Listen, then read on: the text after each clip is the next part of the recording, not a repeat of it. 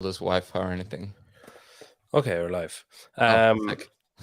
Yeah, I had oh wow, there's a very nice car outside my house. It's not mine anyway. What's going on? Oh, she was at the wrong house, obviously. Oh, the people next door. Somebody bought the house next door to us, so I'd say it must be that woman. She's got one of those like soccer mom cars, the unnecessary Jeep. Yep. It's like, oh, you going driving in the desert? No, just to get some groceries. Yeah. Stormy, yeah, it was weird here. I did a workout earlier on after work, and it was calories and run, like 4 rounds of 20 calories, and you had to run 200 meters in between, and then 30 calories, you had to run 300, and then 400. And I stopped. It just started like really lightly raining when I stopped, and it pissed down for about 45 minutes afterwards, like real heavy rain, and it wasn't forecasted. Dude, I live in Florida. It rains out of nowhere every 30 minutes and then stops for like 2 hours.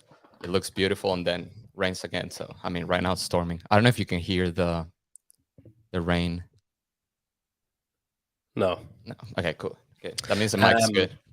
We had that was one of the funny things. So I was in Miami for Wadapalooza, and on the last day, everyone was in like hoodies and like jeans and shit. And Travis was there as well. And Heck yeah. I was like in shorts, t-shirt. I was like, oh, dude, I was freezing in Miami. I was like, it is so hot, and everyone was like, oh, it's so cold. I was like, oh yeah, I mean, it's so cold. Obviously, that's what I mean. I think I had like 2 hoodies, like sweatpants. I was freezing. There was one period of was it on one of the nights, maybe it was the night before that, yeah, where I was like, okay, it's actually cold. Yeah. Like I kind of understood, what people say about like, oh, like it's hot in the day in the desert and then it's cold at night. I've never really had any kind of reference for that, but I was like, it actually is properly cold when it's nighttime. Yeah, and it's really not normal in Miami to have that kind of weather. Maybe every 5 years it gets like really cold during the winter, but not that wasn't really. cold though. That wasn't that cold. For Miami, yeah, that's probably as cold as it gets. Oh yeah. Miami's like that. That was like an Irish summer. It's May here, and I was like that it was nicer then than it is here now. Dude, no, I think that's it doesn't get much more cold than that.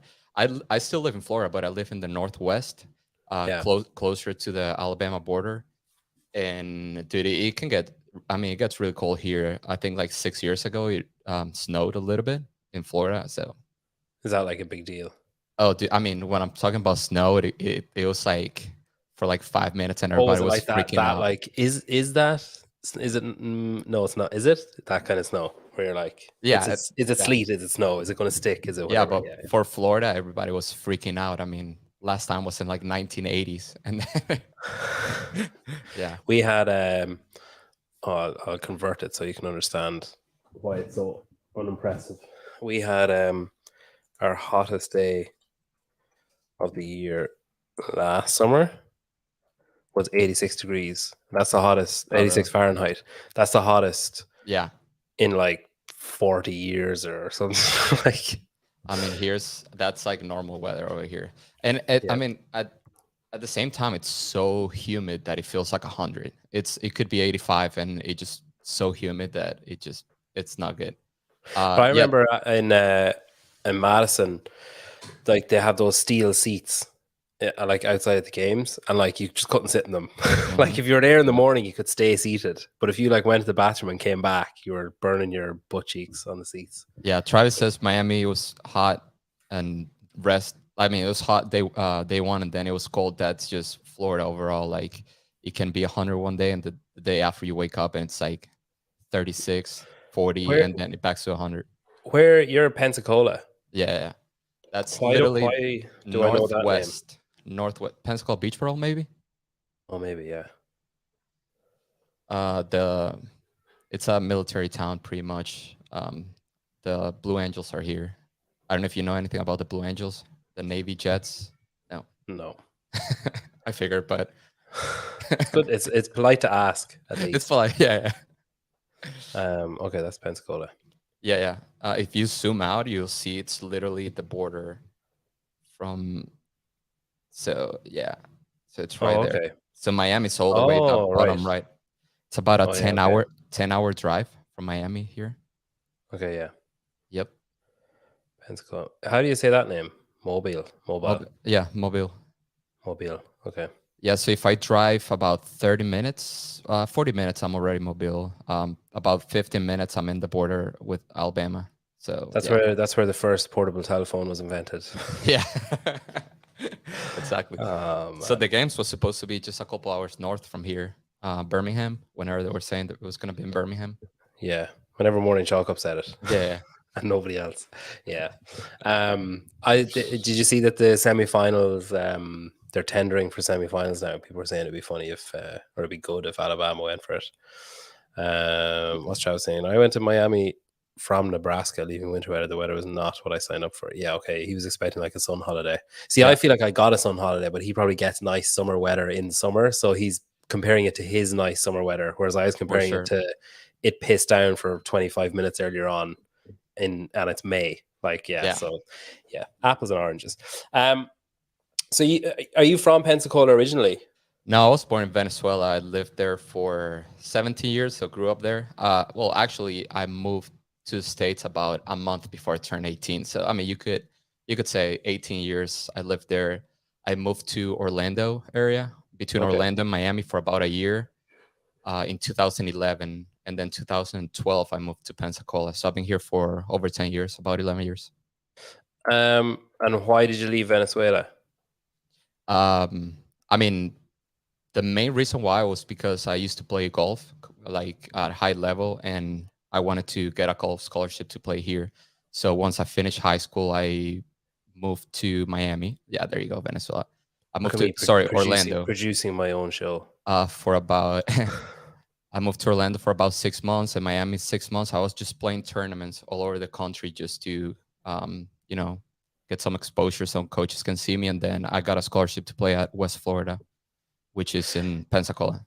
Is golf big in Venezuela? Not really. No, How did you end up playing golf? I'm from Caracas, right there, the capital, which is the top, the north, right there. Yeah. My dad was a big golf guy. I mean, we still have good level of golf. I think, yeah, dude. Actually, yeah. I mean, that's it. They could do with a bit of grass. They could do a little bit of grass. Don't get much rain in Venezuela now. Yeah. That's pretty cool though. And so, did your dad play golf himself? Yeah, he played a lot of golf. Well, he played tennis most of his life up until he was like in his 40s, and then he started playing a lot more golf. And I don't know, that's just the sport I like to play with him. I mean, I grew up playing tennis, soccer. We call it football there, obviously. Yeah, you call it by its right name. That's but I was really big into tennis and golf. Those were my two sports until I was like 14, maybe 13. And my dad is like, well, okay, you gotta choose. If you want to be really good at one sport, you gotta choose between tennis or golf or anything else you want to do. And I think I like tennis a little more, but I never won a tennis tournament like in my life. I will play. I mean, I liked it, but I never won a tennis tournament. And I will be. I mean, I was a pretty good golfer. I'll win a lot of the junior tournaments I will play. And then I was like, probably if I want to be good at one sport, I'll play the one that I'm actually winning tournaments. But I was really passionate about golf since. I mean, there's photos of me when I was 4 years old. I saw you shared when Scott with HWPO. I saw you shared something with a picture of you and your dad or something. Yeah. So if I was really good, I'd go and find that picture now. But I mean, I've already shared screen twice. I'm not doing it a third time. So if you're here, if you live in Ireland, I assume it's the same in America, and you play golf or tennis, if they're your first two sports, you're probably in a high income family.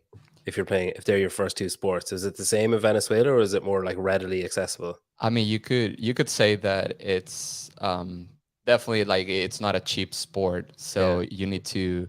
I was looking up that my dad did good. He was a civil engineer and he had some big projects. So obviously he had access to a country club that I was able to go. But yeah, it's actually really hard. There's a lot of foundations in Venezuela that they're helping kids that don't have too many resources to play golf. And like the Venezuelan Federation and some other organizations are helping just to like grow the sport, which is really awesome. And yeah, we actually have good level of junior golf up until college. When it comes to professional golfers, I feel like most have struggled. There is one on tour right now, which his name is Johnny Vegas. I don't know if you've heard of him, but he's pretty good. He's won 3 times on tour. There's a British comedian called Johnny Vegas, and there's no way it's Oh, the really? same person because this guy's like really overweight. He's like, it's not. It can't be the same person. Nick says, Nick misspelled my name. That's so weird. It's Peter. Nick, Oh, yeah. just for next time. I'm here for Carlos' smooth voice. He misspelled my name. So weird. Yeah. That's such an easy name to spell as well. And Travis is wondering if you're going to be. You are at Beach Brawl, aren't you? In September. Yeah. Actually, oh yeah. There you go. I will be there. Fall, isn't it? That's the fall version. Yeah, that's the big event. It hosts about 1,500 athletes, I believe. Jeez. And it's pretty big. I think this is the 11th year. Yep. That's pretty impressive. And Jamie is wondering, are you going to compete again? That's my homie. If he's talking about CrossFit, probably never again. I always joke about my last competition CrossFit. It was in 2019. I did the Navarre Beach Watt Fest. Maybe Jamie was there, and I won the competition RX, and I haven't competed since. So I'm just saying that, high. Yeah, I retired after winning. So do you ever compete at CrossFit? No, I completed that. Yeah. Just won my last comp and completely retired. I was looking at your website earlier on, Bown Media, and thanks for saying it right. Do you? Why? What do other people say? Bone or Brown? Yeah. Oh yeah, Brown. Yeah, I just assumed it was Brown without the R, so it was Bown. Yeah, perfect. Do you do all? Is that all you, or do you have like a team, or is that all you? I have some 1099 contractors that help me out with some of the shooting, but I will say 97% of the stuff it's me. Because it says, so some of the stuff that's listed, right? So weddings. Okay, I've seen you post wedding stuff before. I accept that. Pets, family, babies. Like, do you do all those things? Yeah, that's me. It's pretty much under the same umbrella of like family shoots. So if nowadays I do it a lot less. It's mostly like my friends or like friends of friends that want family photos or something like that. Is that not really lucrative though? Is that like not a really easy way to make money? Because people, like, if you say, from my experience, having gotten married and haven't had like babies, if you are buying something and just put the word wedding or baby in front of it, it like triples the price. It's like, oh, I want to get my picture taken. Okay, what's it for? Baby. It's like, right. I'll just add a zero. Yeah, it is. It actually is. That's probably one of the reasons why I did it a lot in the past. I'm lucky that nowadays I don't really have to grind that many jobs that I'm not fully passionate about. I still do it again, mostly for like friends and families. If they're like, hey, I just had a kid, or I'm probably doing maybe 2 to 3 weddings this year, and it's about the same thing, just people that I know really. Yeah. I'd say it's really stressful though doing a wedding, is it? Because like I know at a competition, at a CrossFit event or like a big event, you're probably worried you're going to miss like a moment. Like I'm thinking of like Annie's snatch, or you're afraid, like you don't want to miss those bits. And then at a wedding, it's like there's a shitload of stuff you could miss, and like there's so many of those little moments. Yeah, no, the weddings, I mean, people see it that we charge a lot for a day of shooting, but in reality it comes with, I mean, a month of planning. At least you gotta plan in advance, just make sure everything's set. You set up a meeting with the event planner if they have one, like a wedding planner.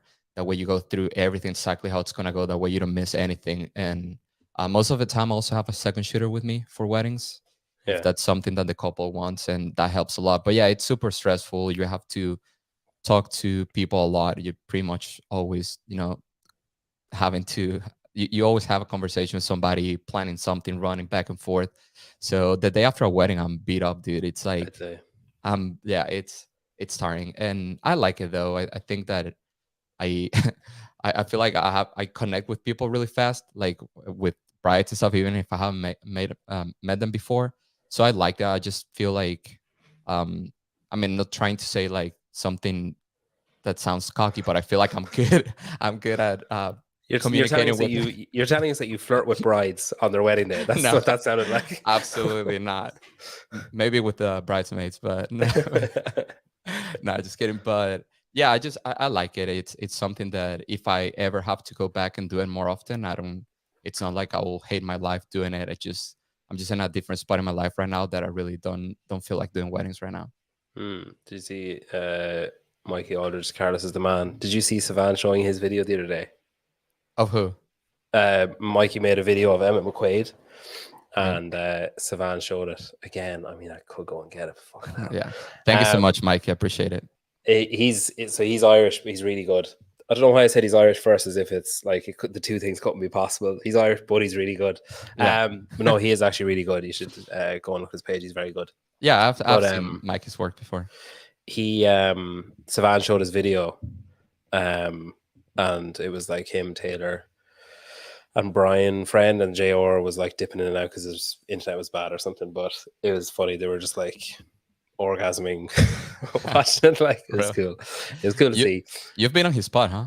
I mean, sorry. Yeah. No, he's been on yours. No, he's been on mine, and I was almost on his before Wadapalooza, but then they could only fit a certain amount of people on the screen at a time or something, so they cut half us, and I was an easy choice to cut. How was that having Savan on your pot?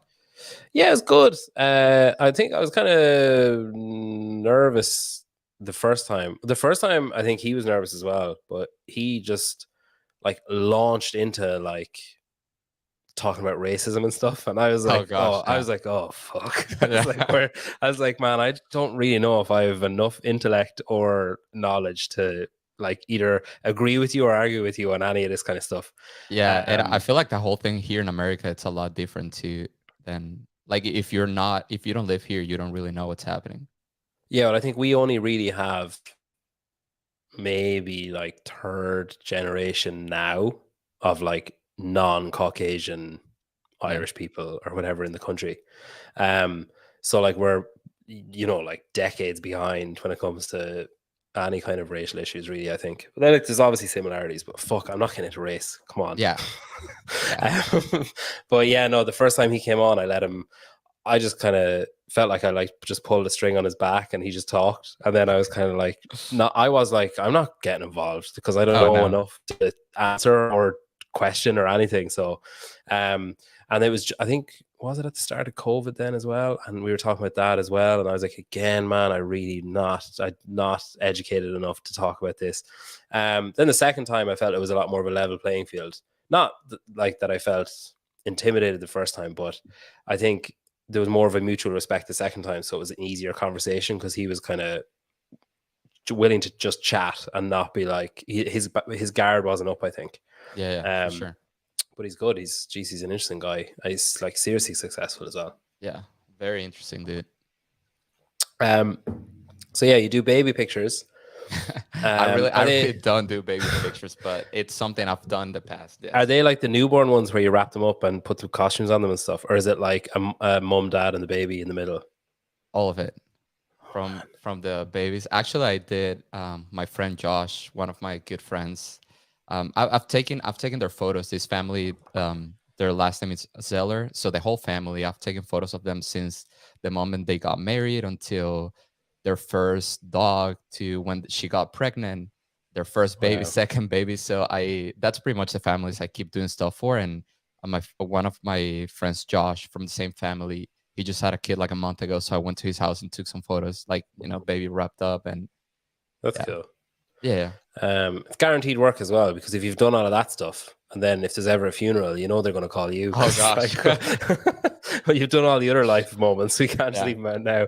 It is pretty cool though that like every time I go to their house now, like the walls is full of my photos. So it's just kind of cool to, you know, go back and see some of those photos.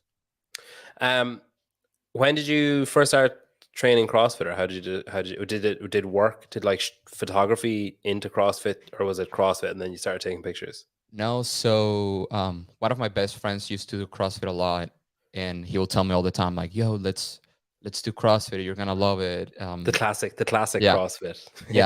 I was in college at that point. I was still in college golf. It was my senior year of college golf, and I'm like, maybe after I'm done But it was something that he kept telling me, and I remember seeing on YouTube like CrossFit something, and I watched some of like the YouTube videos. I'm like, oh, this is sick. And then I went and watched, I think it was the 2015 games documentary by Heber and Mars, like the CrossFit one.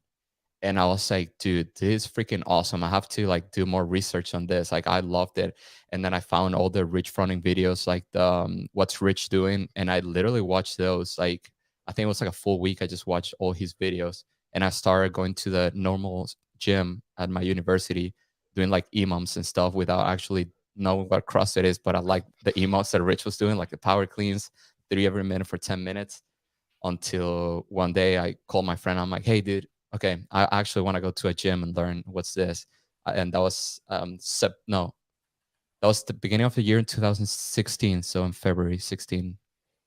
And so it was a business management. Is that what you did in university? Yeah.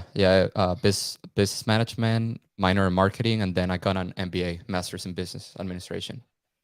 And were you taking pictures, doing videos at that stage? Like, was this from a childhood thing, or is it an adult? No, I don't think. I'm sorry, my dog's barking. That's all right. It's probably gonna happen a couple times. No, I actually think being a camera person, it was never a plan. It was something that it happened. It's kind of one of those like skills that you find out in the middle of your life that you're like, oh, I can actually do this. Like, I have some sort of skills, like uh, a talent to this. But yeah, no, I never did it. I mean, obviously for fun, I will grab GoPro. I was always interested in the whole like video editing. Every time we had like some sort of project in college that's like, hey, we got to record some stuff and like put in like a presentation. I was the one that I'm like, oh, I'll do it. So I had like a GoPro and stuff, but it was never a part of it until when I was doing my master's. I was a teacher assistant for social media marketing and digital marketing, and it was something that really interests me. So the moment I was done with my MBA, or before I was done with my MBA, I was at the gym at Make Athletics. That's a gym I go to, so a CrossFit affiliate, and they had a camera, but they didn't have anybody to take photos. The gym just bought a camera, and I was like, dude, I sounded want like they needed a business advisor. Yeah. As well, it's like, we just bought a camera. What are you gonna do with it? I don't know. They had like a I don't know. It was like a D80 Canon. I think that's a name. I don't know. One of those like DSLRs. Yeah. And I was like, well, I'll take some photos for you guys. It was maybe one of the opens, and I was already helping them with social media because I was kind of like the path I was going for.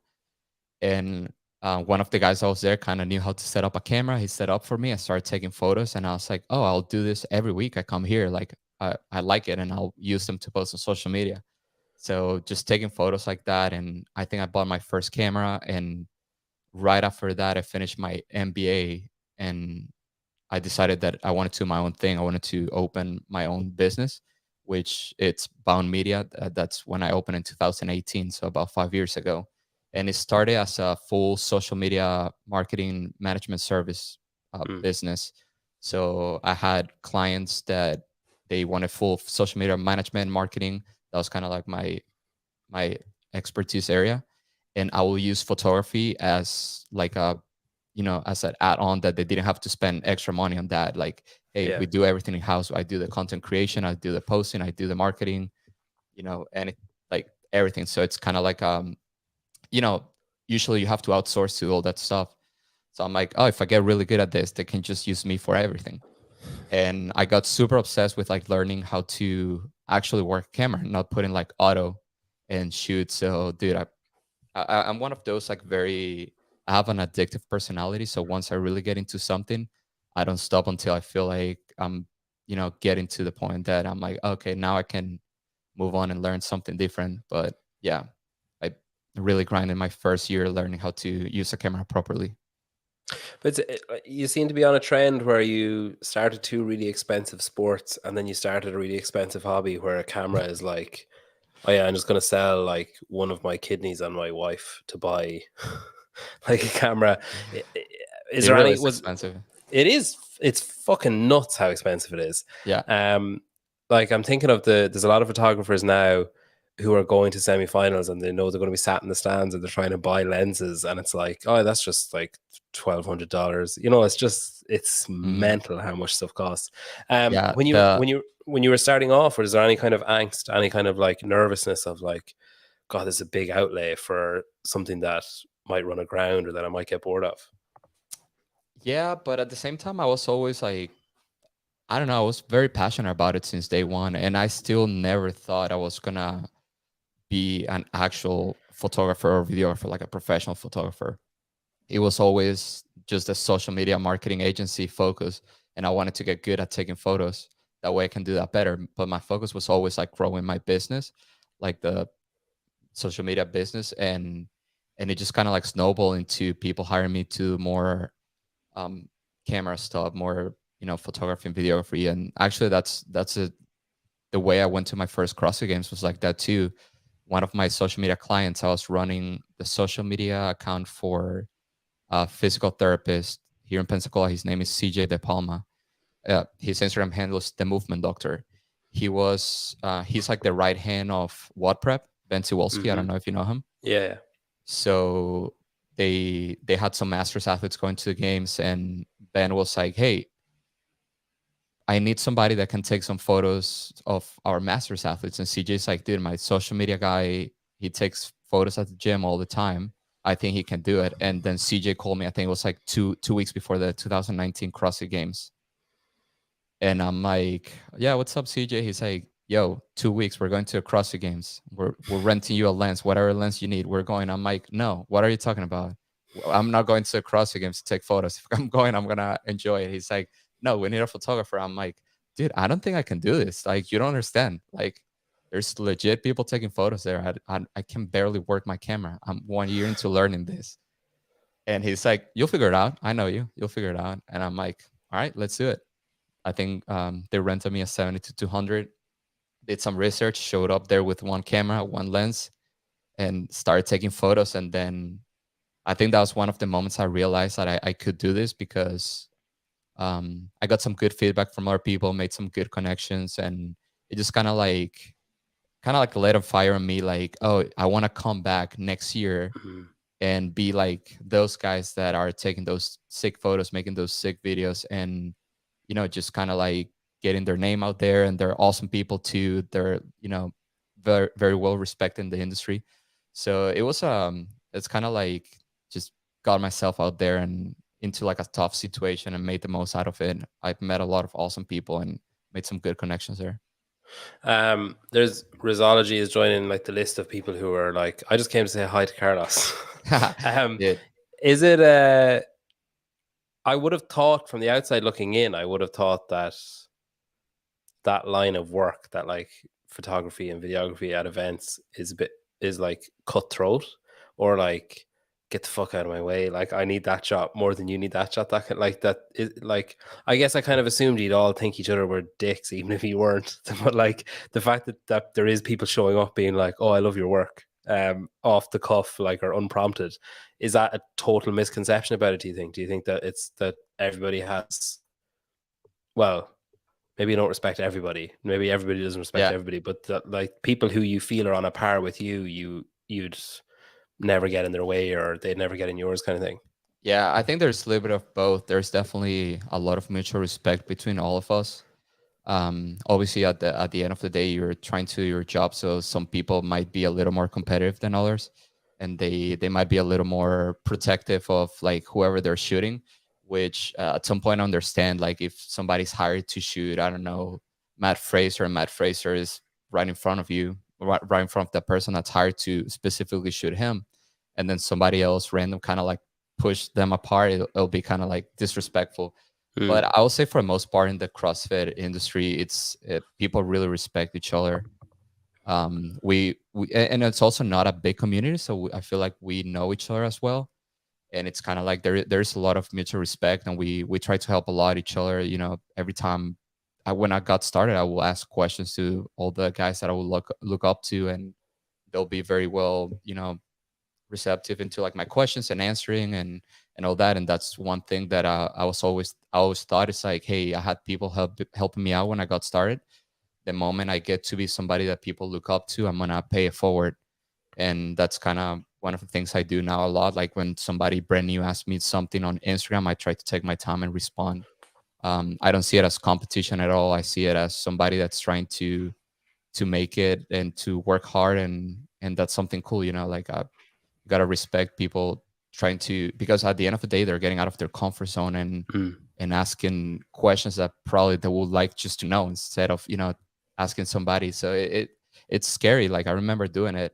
So I respect the fact that people look up to my work and they ask questions, and 5 minutes of my time is not gonna change anything, you know. Like it's something I feel like more people in the industry should do.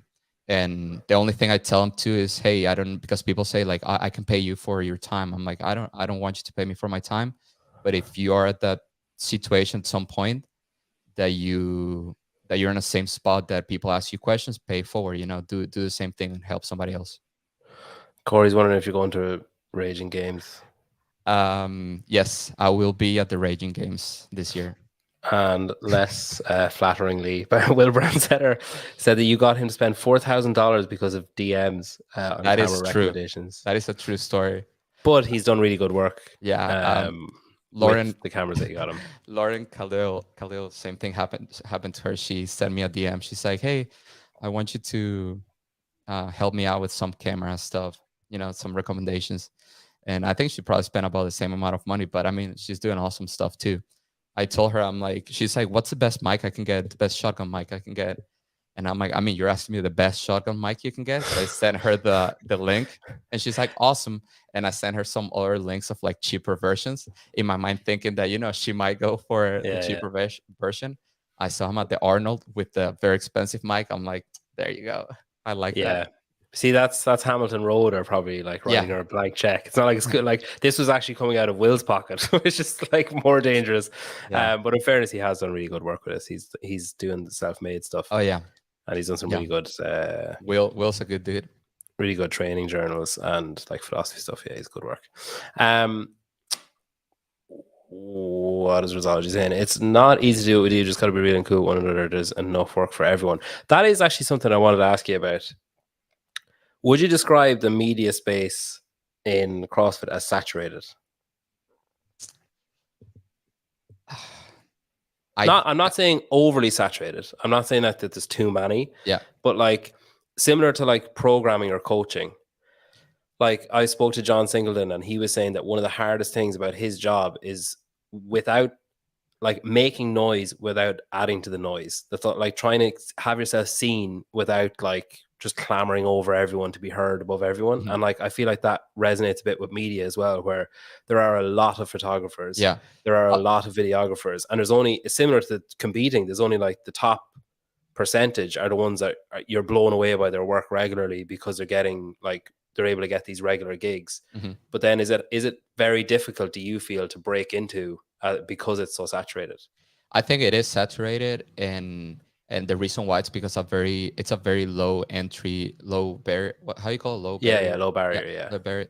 Yeah, because in the past, I feel like things are changing a little bit. Like anybody could apply to get a pass the CrossFit Games, and you go and shoot, right? Like that's how I got in 2019. I just applied that I was gonna take photos of some Masters athletes, and I could take photos of, you know, Tia and Matt Fraser and Rich and whoever.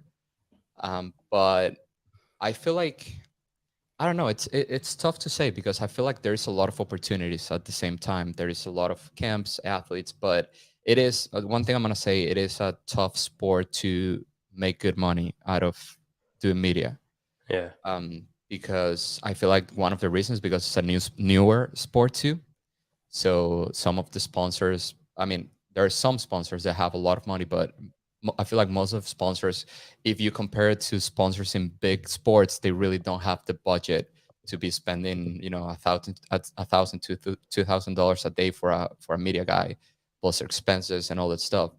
So it's, I think. Do you think in CrossFit does it happen more where people expect like quid pro quo, like, don't, like, I do this work for me, I'm not going to pay you, but it'll be a great experience for you, or it'll be like, we'll share it on our socials, or, you know, you'll get time with whatever athlete, but we can't pay you. But and then that often leads to because I was actually DMing you about something, and Will actually, as it happens earlier on, asking, like, someone asked me for a quote for something and I had no idea what to say, but like my gut says go low because and I feel like it's the same for people in media where you're like, well, I don't want to piss them off and I don't want to like shit in my cornflakes and have no work, so I better go in low so I'm not like they don't just go to the next person.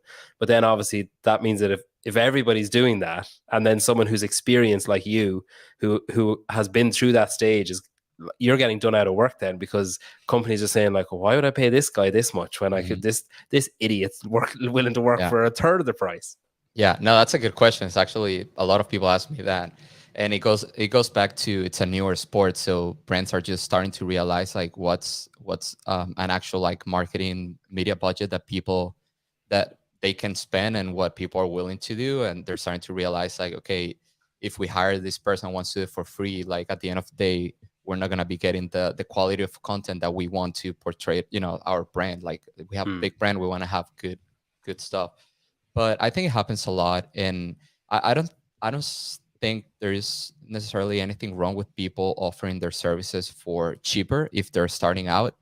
But I think once they have set up their name in the industry, the cheaper they go, and just setting up that like standard price list for the whole industry is just gonna at the end of the day messes up most of us, like in general the whole industry. Like if they start charging, I don't know, $500 a day, then that's gonna be the standard industry for for CrossFit, right? And then that's what brands are gonna be paying. The same thing goes with weddings, right? Like when you think, as you said, or like we were talking earlier in the pot, if you put the word wedding, it already goes up just an extra zero, because that's the standard that the wedding industry set up. Like, hey, if we do wedding photography, wedding videography, we're not going to charge less than $6,000 for a full day, right? So that's why I always encourage other creators to really make sure our time is valued, because we're there for long day. Like the days are very long. We're shooting all day. The editing is long. Sometimes we don't get much sleep.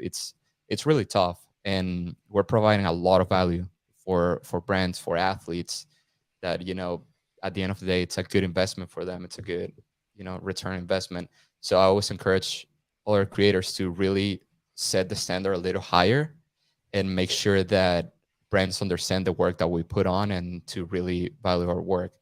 But starting off, it's tough. Like you said, like you get an opportunity to go with, I don't know, a good brand to the CrossFit Games, and they're like, hey, we can only pay you $500 a day. And you're like, oh gosh, like I was expecting more, but I don't want to miss that opportunity of going to the games with them. So I think starting off, it's tough to say no, but the more you do it, the more you realize that you have to value your work, you have to value your skills, because at the end of the day, it's a very it's a skill that not everybody has. And well, we're also using is echoing that. He's saying that you need to know your worth. He corrected his typo as well, and we need to know your work. But it's true as well, where like I remember talking to Patrick Cummings way back when companies started getting in touch about sponsoring the show, and same, I had no idea. Like I was like, I don't know, like $100 a year. Like I was like, what? Yeah. How am I supposed to come up with a number for that? But he was like, just put a value on your time, and then never let anyone undervalue you. So unless it's like you think it's going to lead to something exactly like potentially viable or whatever. Yeah, because you can see it as an investment, right? Like, oh, it might be not a lot of money at the beginning, but I know if I keep doing this with them, it's a growing brand, a growing industry. I don't know, it can lead into something big. But dude, even to this day, I struggle to price my stuff. In CrossFit, not that much. I have like already kind of like base prices, but I mean, if I get somebody reaches out like randomly, hey, we need this. How much would you like? What will be your quote? I mean, to this day, it's kind of hard. But as Nick Rizzo was saying, you got to know your worth and what's going to be worth your time, like, and at the same time, like if you put a price on it, you're like, hey, I'm going to do it for this, the budget. They're like, hey, I don't think we can do it for that. If you're just respectful, like, thank you so much for opportunity, but I'm sorry, I can't do it for any any less than that, they're also gonna respect you a lot because they know, you're a professional. You have your budget set or whatever you're gonna do it for, and it just kind of sets you in that standard of like, there's somebody that's not cheap, but it's somebody worth it.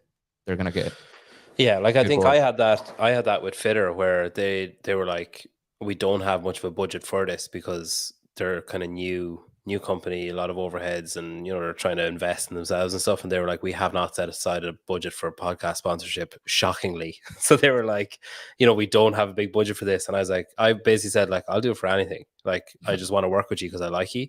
And then that ended up with, just out of blind luck more than anything, they were like, oh, we'll bring you to Miami. And like, I wouldn't have gotten to go if it wasn't for them. And like there are times I think where you pull back on your budget and say, Yep. like, this is, but like that takes time too, where you have to learn that skill of like, am I just doing this person a favor, or is this an investment? Like you said, like, am I being a doormat because I'm afraid, or am I investing in myself and saying like, all right, yeah, I have this. Yeah, no, I mean, it happens. It's happened to me a lot, especially running competition stuff like that. When they're like, "Hey, this is gonna be our first year running. We want you to run the media team." Almost anything. It's almost anything. It's the first year you're expecting not as much, percentage back out of your competition because it's the first year. But hey, I'm gonna commit to this. I'm gonna make the competition better. My work's gonna get better. Your product's gonna get better, and we're gonna grow together from here.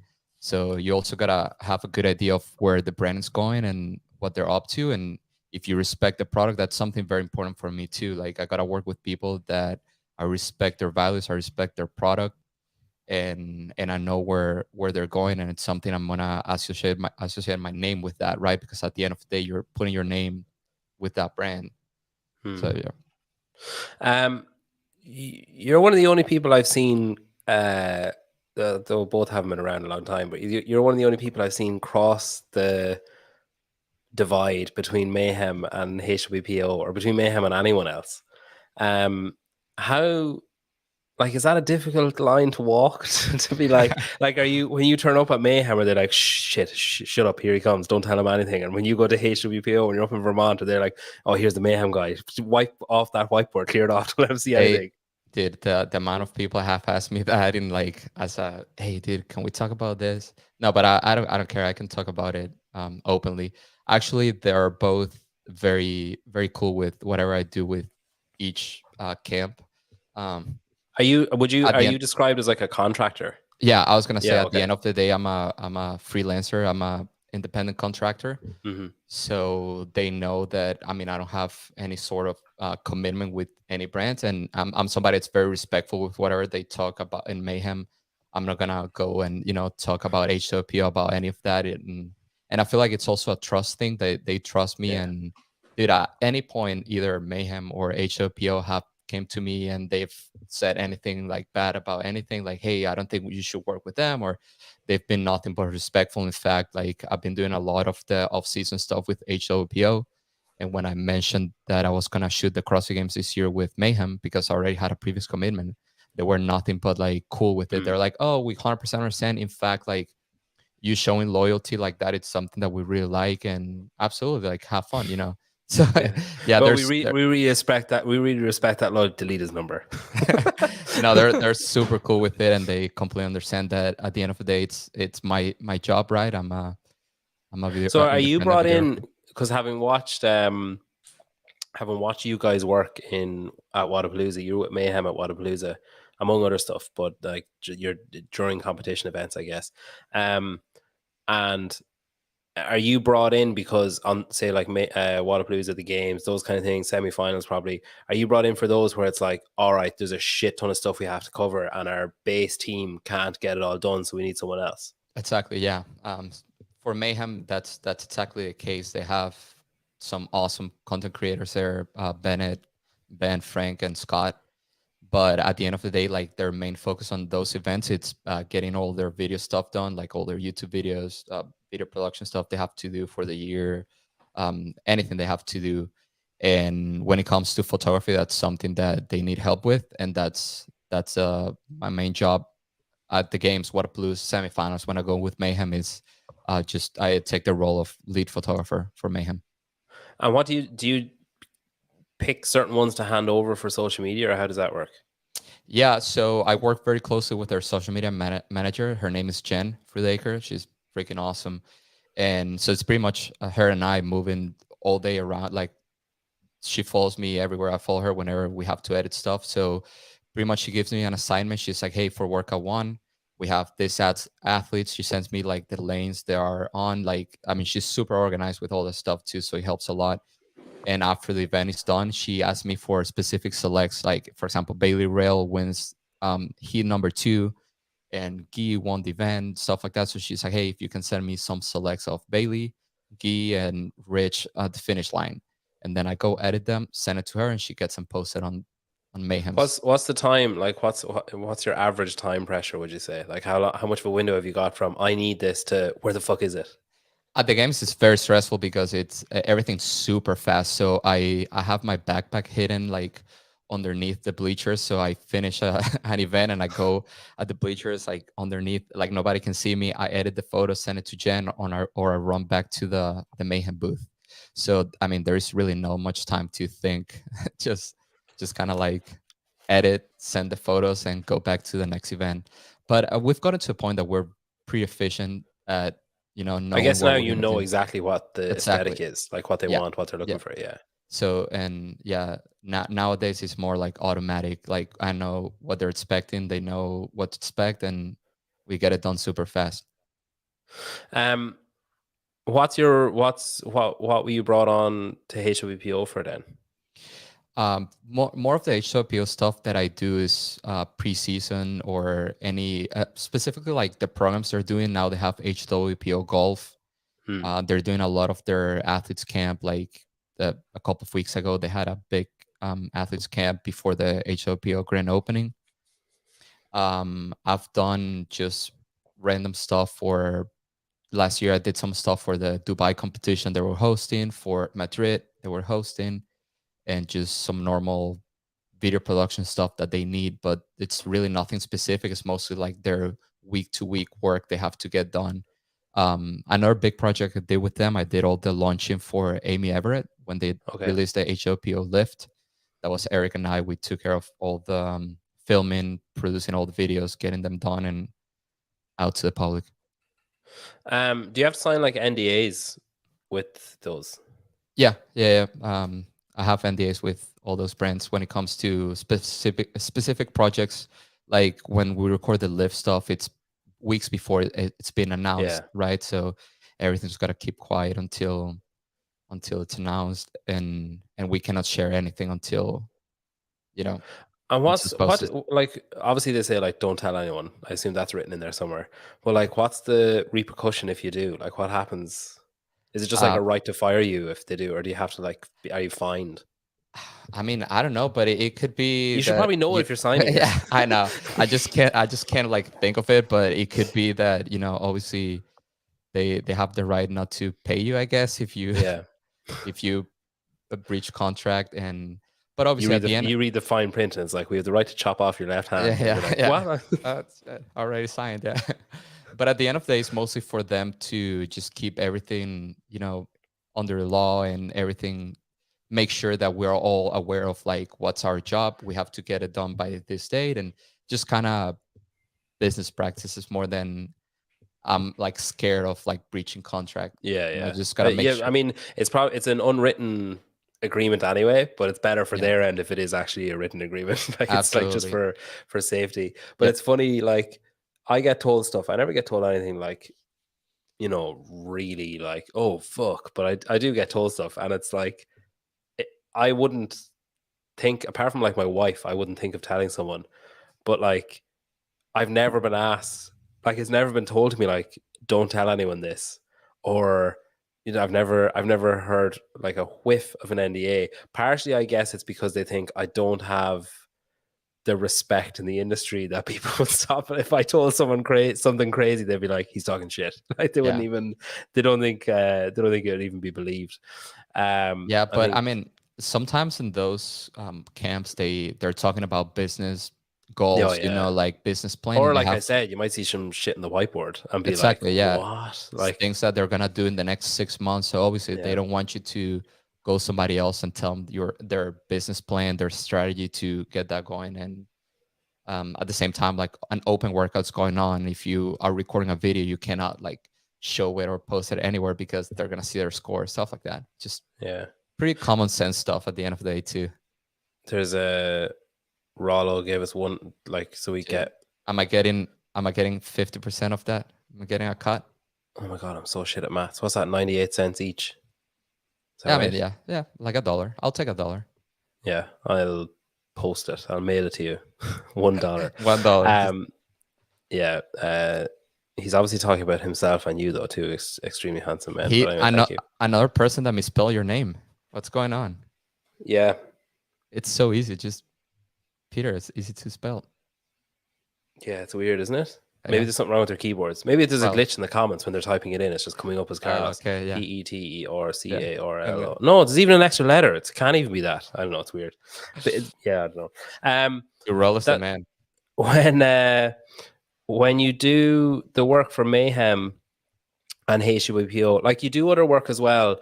Like you work a bit with LSKD and Blenders, and you have other brands that you work with that Tier. are. I do tier stuff too. A lot of some of the And videos. I'm guessing they're less.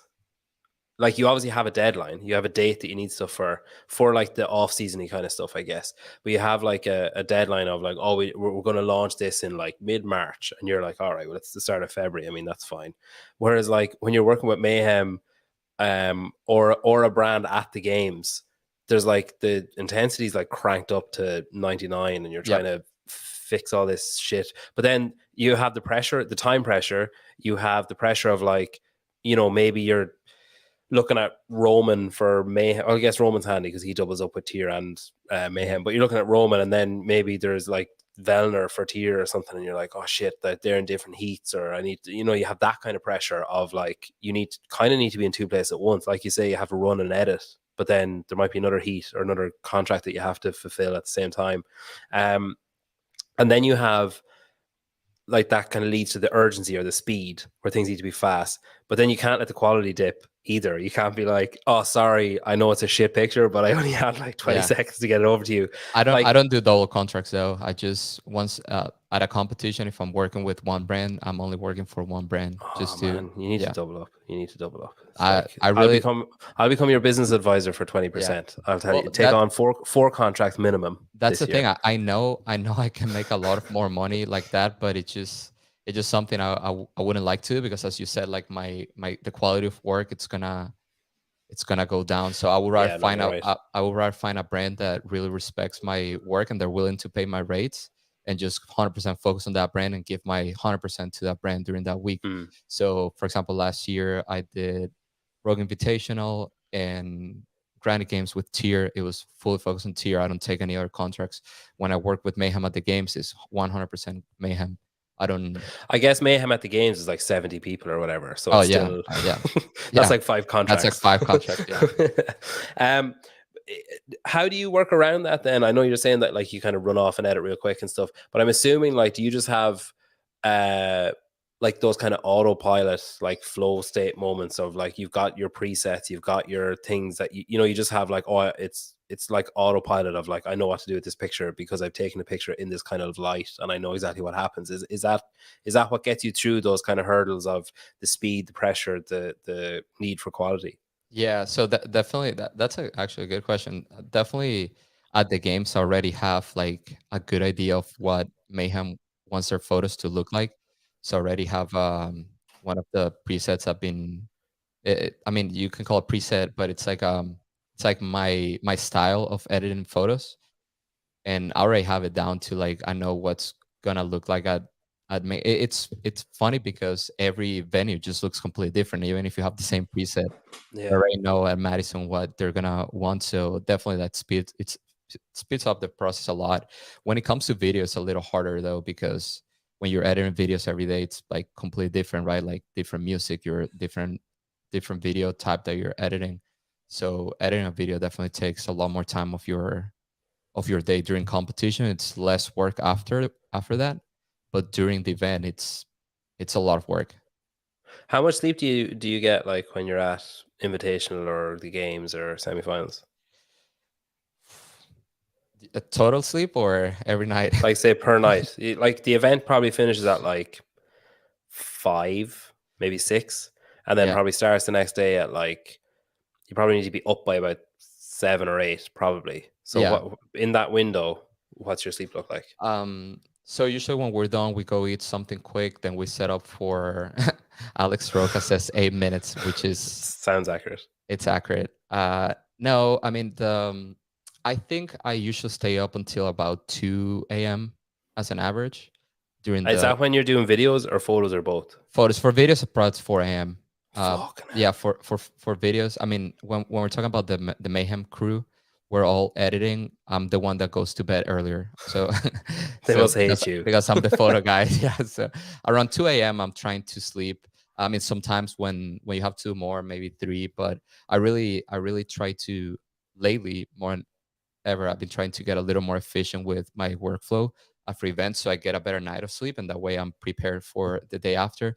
But I mean, you still even trying to be as efficient as you can be. You don't get more than 4 hours every I'm night. guessing it's probably a learning experience as well, where maybe the first two or three times you did something, you made a lot of mistakes of like you were like sitting around chatting, everyone else is working really hard. You're like, Absolutely, yeah. guys, relax. And then the next day you're like, I've made a big mistake. Yeah, yeah, absolutely. For videos, just take longer because, as I told you, it's completely brand new from zero. So finding the song, uh, doing all the sound effects. Of course, if you want to make a simpler video, there's different types of like things you Hmm. can do. But yeah, you don't get much sleep. But there's something really weird about the whole no sleep thing during a competition and the grind that I feel like a lot of us like. It's like a week that we are already expecting not to sleep much, and it just feels good to like wake up like fuck like that. I'm tired, but I'm ready. Like let's do it Yeah. again, and then you It's do kind of that like for it's kind of like being back like partying in university or yeah, yeah, whatever. yeah, And yeah, it's like, exactly. yeah, You wake up all like messed up, and then you're like, oh, I'm ready, and yeah. then you It's like finish who it. who has the worst whoop score? Like Yeah, who yeah, wins? yeah, Yeah, exactly. Yeah, you wake up, you're like, Scott, I'm at 6%. How about you? 4%. Fuck, he beat me. yeah. Well, Travis was And saying that the average sleep in the Paper Street house at Wadapalooza was 4 to 5 hours, but that house was essentially the foundations, walls, everything was coffee. So I mean, that's yeah, probably to be true. expected. Oh, do you have to see our our rooms at the games, like for a Mayhem crew? We have all sorts of energy drinks laying all over the room, and the editing room. It's I mean, we're just editing at the hotel in one of the rooms. Usually, it's Scott's room, and they set up like 4 tables with full desktops. Like, I mean, it looks like a complete office. I've seen Rory, I think, put something in his stories. I Yep. think it was like semifinals last year, and it was like a full office. But Yeah. it's like Yeah. it must just take so long to get everything into the room. Never mind Yeah. everything else. What they do is that they put all their tables and desktops, everything they have inside the Mayhem apparel stuff that they bring into the game. So they drive it. Oh yeah, They drive all the desktops and stuff there. So I mean, they set up 4 desktops, laptops all over. We have all the rentals, all the equipment. So you go there and it's pretty sick. that's But cool. and when the whole competition ends, like you go back home and you're like hurting, you're sick. I mean, you everybody. I mean, Alex, you can probably say it. Like we all get sick after the event because of no sleep. Our immune system is shot, and then like day 3, you're already like, oh, I can wait until next year. It's weird. It's a weird like feeling that you're hurting, but you like it.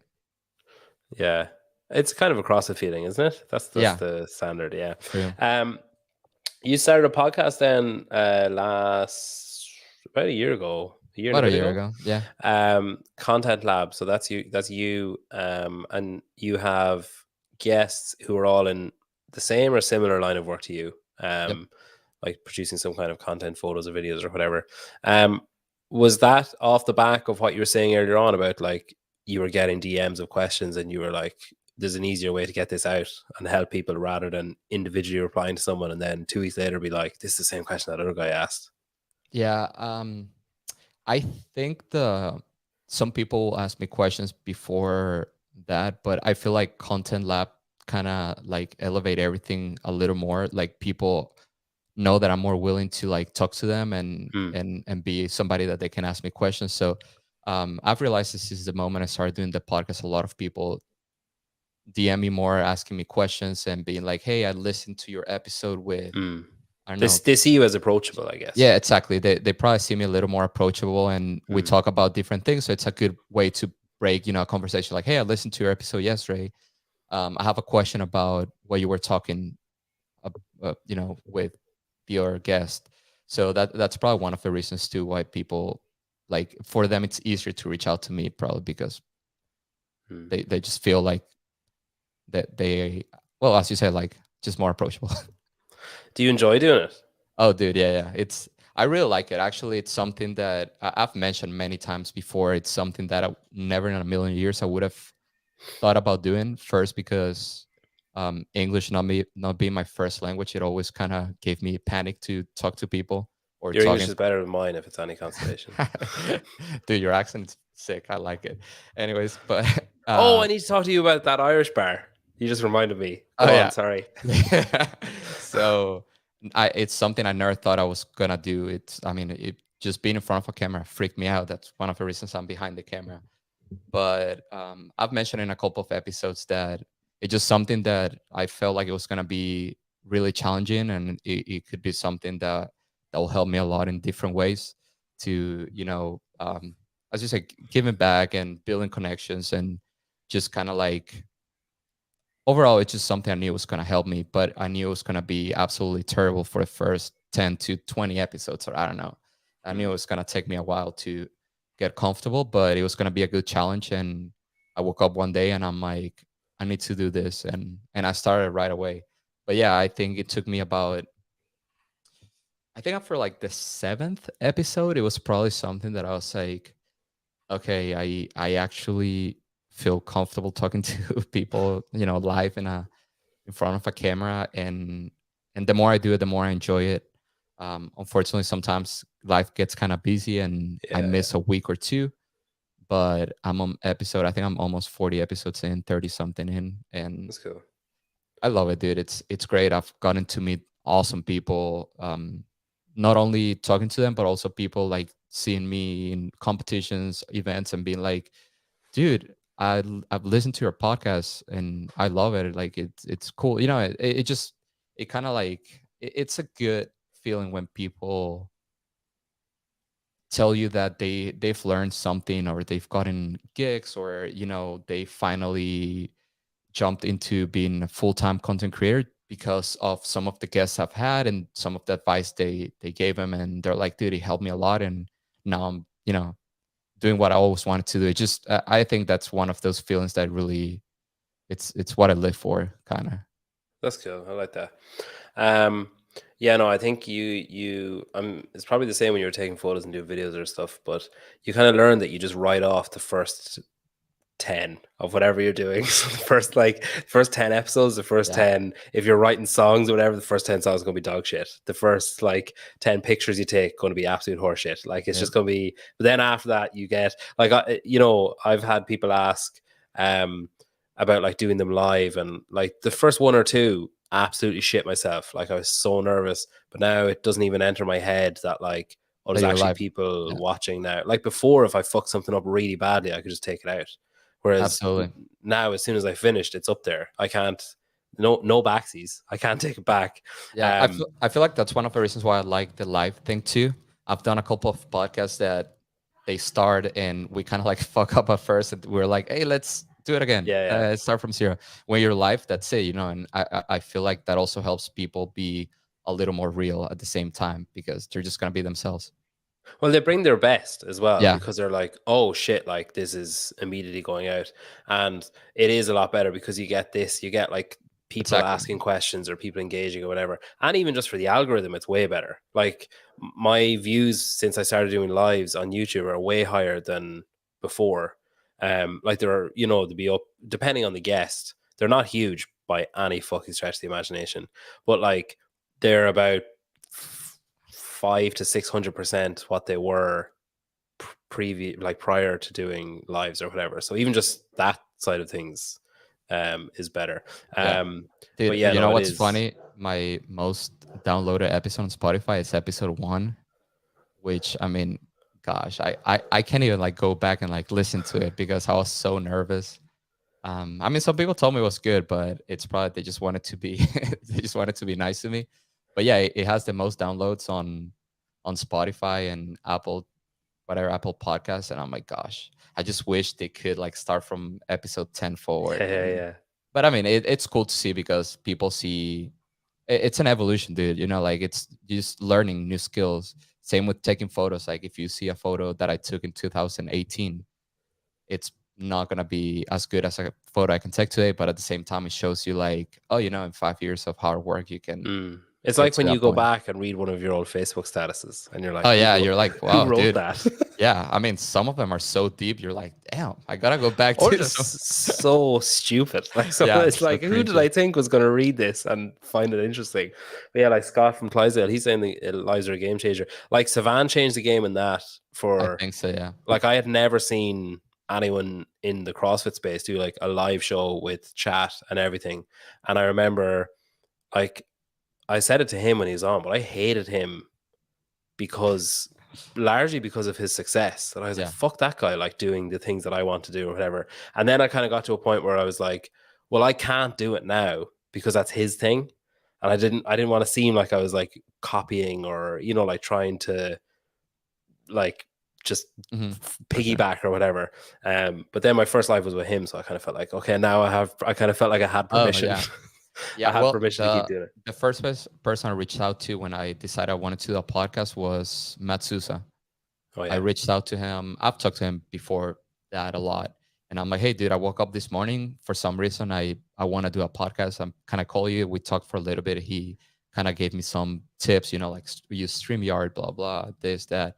And that's how I got started. But yeah, I like it. I like it more live for sure. Nick from Wadzom is asking about responses on media credentials. Did you get a media pass? Have you heard anything back for semifinals yet? Or are you in the stands? I'm in the application process right now. Okay. Yeah, There's but like a second wave or something, isn't there, for America? yeah, I applied late because I was still trying to figure out what I wanted to do. I have talking about that. I don't do too many weddings. I have a wedding the weekend of the East, so I Okay. want I want to Oh, be. that's like your home one as well. Yeah, it's in Orlando, so it's not too far from me. But I'm gonna be doing a wedding that weekend, and then my plan is to go to the one in the West, Pasadena. So Okay. I'll be at that one. How do you feel about that as somebody who works in media? When you hear stuff like that CrossFit are saying, oh, it's basically only press that's going to be in the, you know, the credentialed area, we'll say, or brand partners. So like semifinal sponsor Noble, yeah. partners or whatever. Yeah. It's obviously frustrating, and I think there's a lot of frustrated photographers and videographers. Like, you can kind of see both sides of it, I guess, where, like you were saying earlier on, you have these people who are, back in 2019, everyone was just getting access to everything, and it was like a lot of people got a great start from it, but it was, I'm assuming from a logistical standpoint, really messy for them to try and control. But now they've kind of swung so far the other way that it's like, right, nobody's getting in. And I kind of, my kind of feelings on it is I feel it's a bit shitty on people like you, or people like, you know, like there's 4 or 5 Irish people I could think off the top of my head that put in a huge amount of effort in promoting affiliates and promoting games athletes and going to events and like putting expense off their own backs, all that kind of stuff. And then they're told like, oh no, you can just sit in the stands and shoot from there, like enjoy. And it's a bit, I just feel like it's a bit of a kick in the teeth for people like that, where it's like tough shit, even though the other 11 months of the year, they're working their ass off, trying to make a start, like you said, and trying to, you know, they're using the sport to lift up the sport, and then they're told, oh no, sorry, you just buy another lens. Absolutely. Yeah, I think what you said, it's spot on. It's kind of like you see both sides of the thing. One, I see CrossFit kind of growing into they want to be a little more of a professional sport too, right? And at the end of the day, like if you want to shoot a PGA Tour event, you want to shoot NFL, like you cannot just apply, you'll get a pass, right? It's usually the main press outlets right there are gonna get a pass, like the main sponsor stuff like that. So I feel like it's a step forward into CrossFit being more legit, but at the same time, like we're used to since 2019 to use CrossFit as a way to, we can do documentaries. Like you have a lot of people doing this like series of documentaries in Europe about some of their, some of the European teams and stuff like that. So it's kind of tough because they've been working so hard for stuff like that, and then out of nowhere you get a stop into something that you see it as a trend, like, oh, everybody can apply and get a pass, and let's grow this from here. So yeah, it's tough because a lot of the creators, including myself, we might be missing some opportunities to shoot some events, but at the same time I feel like it's something that I saw that it was going to happen eventually. If CrossFit wanted to move into a more legitimate sports, like if a company like Noble's putting, a big marketing advertising budget into being the main sponsor, they gotta get their priorities to get their media people there. But yeah, it's tough, man. It kind of sucks. I've talked to a lot of my friends, some of my creators friends, and a lot of them are bummed out, sad about not being able to go there. But I guess the other side of it is it's a level playing field. So, every athlete's photographer is shooting from the same it's not like some are getting in and some are not, provided that's the way it stays. Like once everybody is out, it's fair. Yeah. But if you start saying everybody's out apart from, I was gonna say, this yeah, guy. At the same time, I don't know exactly how it's gonna be, like what's the line gonna be, but I know there's gonna be some, very thin line that some people are gonna be crossing. So I don't know exactly what's gonna happen, but yeah, it's good at some point, but it sucks at the same time. I think as well, if CrossFit put in a big effort to share outside stuff, it would ease the annoyance a bit, and it would ease, like if they were promoting all the work that people are doing as well as just their own in-house stuff. It's like it's free promotion. Like, and it means it would mean a big deal for, say, it would mean a big deal for someone like you if CrossFit shared one of your videos on all of their social. That would be like a fucking massive boost. Yeah. But like, I think a personal bugbear is the fact that they point blank refuse to do that is just a bit of an insult. And I get it, like they have people that they're hiring to do it, but like it's also just sitting there, and it's like it doesn't take a lot to share it. You could argue that most of the brands and athletes have gotten a lot of more exposure just because of random people shooting a video of, I don't know, Danny Spiegel doing a snatch or muscle up, and it's just somebody that had nothing to do with CrossFit.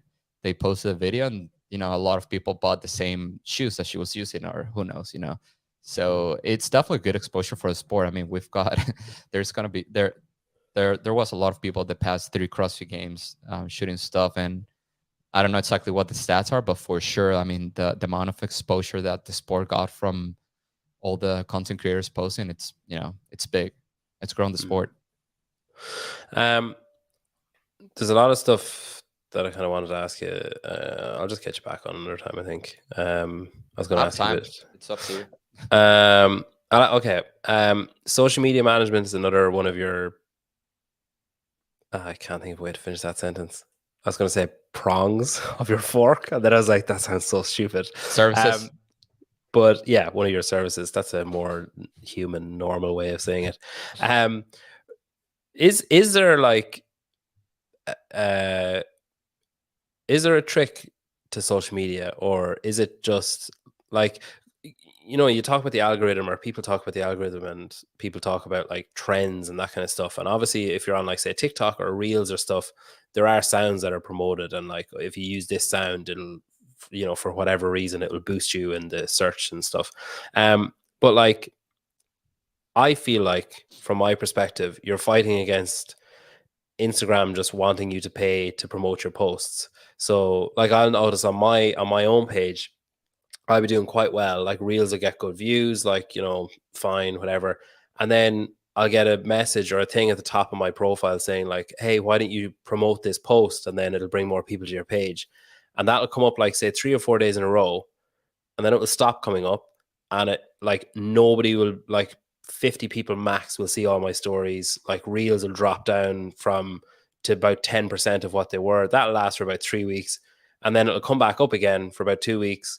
and then I'll get those same ads again, and then it'll dip again. Like I feel like, you know, like where it's like, oh, there's algorithms and there's blah blah blah, and then it comes out to just like, it just comes out to, you just wait. There's a peak and a trough, and you just have to sit there and wait till the trough passes, and then you're back in a peak again. And it's really just about like consistency. I was gonna say, that's probably if somebody were to ask me like for a business, like, hey, what will be your number one like tip you can tell us to improve our social media presence and our, whatever you want trying to do on social media, I'll say consistency. That's the only thing that's the main factor that's gonna help you and your business grow on social media.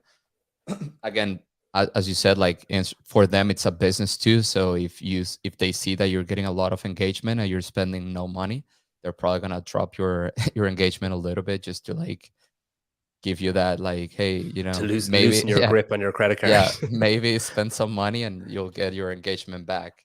And I've seen as a trend. I have some businesses here that I manage, and after a couple of weeks of good engagement, then you get like very little to no engagement. We put, I don't know, $100 on a Facebook ad, on an Instagram ad, and then you see the engagement going back up. So it's kind of like, hey, at the same time, Stop paying for it, Carlos. You're screwing people like me who refuse to pay for it. I mean, we're talking about much bigger, like we're talking about businesses, like, much bigger products than what we offer. And, yeah. Do you feel a pressure with your own social media? Like, say, if there's I guess a couple of facets to that question of like, you manage other people's or a company's social media pages.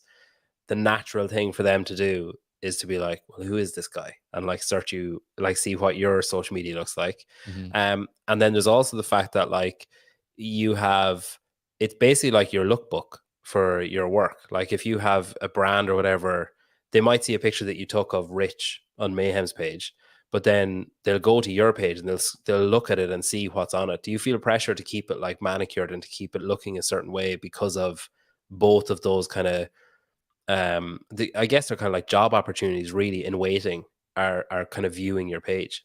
Yeah. I mean, I think so. Most of the time, if somebody asks me, hey, can you show me some of your social media work? I show them one of the businesses that I manage, because always there's a lot of more consistency than my own page.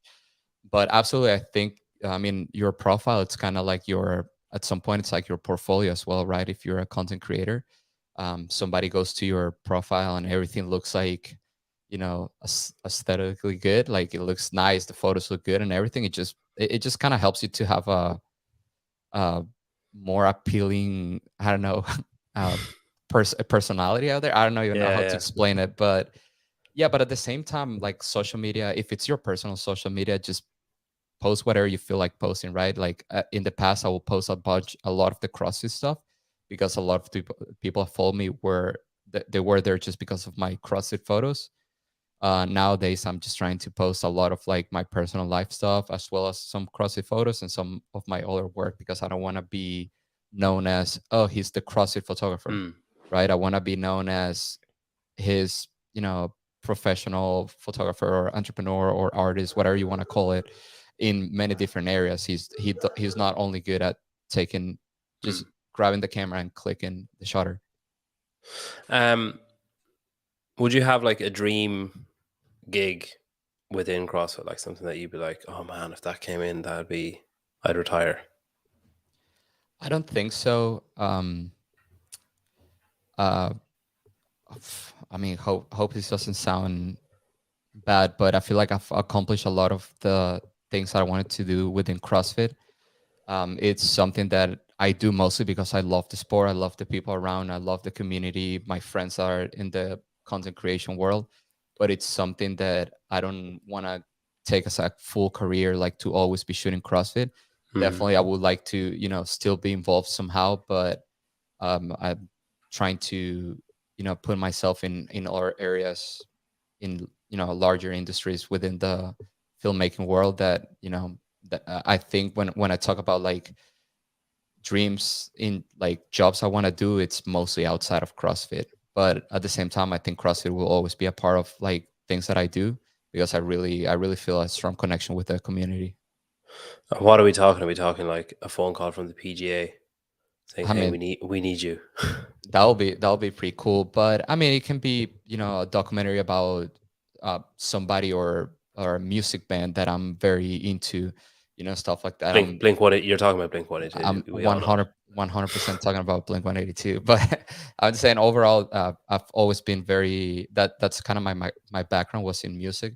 I've always been very into the whole idea of eventually making some sort of documentary for a musician or something like that. So that will be probably, if you ask me right now, like, hey, what will be your dream job in the next 3 years? It'll probably be something like that. Have a crew of people and follow a band or a musician for 2 years and making a documentary. Um, I heard someone on the radio a few weeks ago talking about that band, and one person said that the band is actually called Blink 182, and one person said the band is called 182, and then one absolute fucking psychopath said, "No, it's it's Blink 182." Now, okay, I'll tell you the whole story. They were called Blink, and Yeah, an Irish band in 1995 sued them because they were called Blink. huge Irish And band, major, big wave makers. Never heard of them. yeah, it was like a techno band kind of, Yeah, and they chose a name. They changed the name to 182, but the actual name it's Blink 182. And whenever they travel to Europe, they'll say Blink 182. So that's the way they call it in Europe and Australia. Especially in Australia, they call it Blink 182, but it's Blink 182. is that That's just it. because Australians can't count past 10, so they just use it as three separate I don't digits? know, but I think it was something started in Australia, then it moved to Europe, and then that. Yeah. But it's 182. Yeah, no, I because I always have 182, and then they were talking about it on the radio. They were debating it, and I was like, "Why is this even a debate? It is 182. It's Yeah, always it been is. 182." And they were like, "No, it's 182." And then this fucking moron was like, "It's actually 182." Yeah, It's no, like, that there's that no one's way it's way off. not. No way it is. Okay, so next up, then you've got hopefully Pasadena, Hopefully, yeah. and then any visits in between there? Are you going anywhere between then and the games? Yeah, I have. I'm going back to Vermont to HLPO in June, and then some smaller projects here and there. That's cool. Nothing really big. I've been doing a lot of work too for. Oh, well, I guess that's actually after a game. So yeah, no. Yeah, it's gonna be probably mostly local stuff with my just keep growing my social media business, doing some episodes, doing some local work. But when it comes to traveling, I'm definitely trying to take some time off traveling. The first quarter of the year was pretty crazy when it comes to traveling. I don't wanna burn out. Yeah, that's fair. Devesh, you're just on time. We're literally just about to finish up. This I wanted to show this at the end. So Corey says people love Carlos because he's a good dude, super approachable, always has a minute to chat when he's not snapping pics. Um, and part of the reason that I wanted to get you on, obviously, you're very successful, and you're someone that I admire in the space. But I was very impressed with how approachable and friendly and welcoming and everything you were when I was in Miami, where um I just was very impressed by your nature, and like I was watching you with other people and you're the same with everyone, and we've talked about how high stress it is and how high pressure it is, so to be able to keep that standard of approachability and like just general personality, I think is pretty impressive when you're in that kind of environment. But thank you for coming on. It's been great to get to talk to you, and maybe we'll catch up again after the games, see how things are going. I'll be in Madison, so we'll see each other in Madison. Sure, for sure. I'll wave at you through the bleacher. I'll look down through the bleachers when you're editing on your little laptop. No, dude, I really appreciate the kind words. I feel like it's important for everybody to. I mean, it obviously is a high stress situation, but at the same time, we're all there with similar goals. So it's always good to be nice to everybody. Of course, there are some points that we're probably gonna be very stressed out and maybe not the best of like comes out of us, but I feel like that's something I really take into consideration. Just trying to be nice to everybody and respectful and approachable, because at the same time, as I mentioned earlier, like with the whole podcast thing, I feel like it's kind of like a passion to help people. And like, I mean, of course, I can only help them so much, but it's cool to to be approachable to a point that people feel confident to ask you questions about their career. And at the same time, you're like, well, I don't want to make, career decisions for you about quitting your job, but this hey, Will, buy this $4,000 worth of equipment. yeah, exactly. No, but dude, I mean, thank you so much for having me. I look up to you too. Like I love what you do with the podcast. I love what you do for the community. I mean, you have incredible people here, and you're one of those that just keeps elevating the standards of like, what this industry is about, what the community is about, and just you supporting other content creators. I've seen a lot of them that you've had here. It's just something that I know everybody in the industry really appreciates. So I absolutely love what you're doing. Thanks. I appreciate that. I'll delete it from the audio episode though, because I don't do well with compliments. But thanks. Thanks for coming on.